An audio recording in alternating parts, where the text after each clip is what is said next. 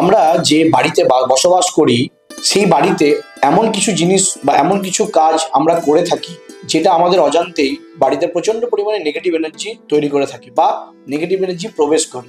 সেগুলি হলো, যদি আমরা প্রতিদিন ব্যবহারের পর বাথরুমের দরজা খুলে রাখি, তাহলে এটা কিন্তু অত্যন্ত মারাত্মক নেগেটিভ এনার্জি আমাদের বাড়িতে প্রবেশ করায়। এছাড়াও বাড়িতে যদি প্রচণ্ড পরিমাণে ঝুল ধরে, অর্থাৎ যে মাকড়সার ঝুল হয়, এটা যদি নিয়মিত পরিষ্কার করা না হয় বা ঝাঁটা দিয়ে যদি পরিষ্কার করা না হয় মানে মেঝে, তাহলে কিন্তু তাতেও নেগেটিভিটি আসে।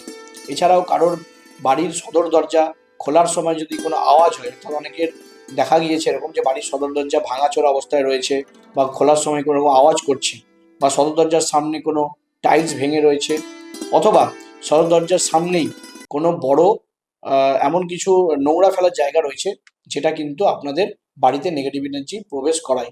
অবশ্যই এটা থেকে সাবধান থাকতে হবে আপনাদের।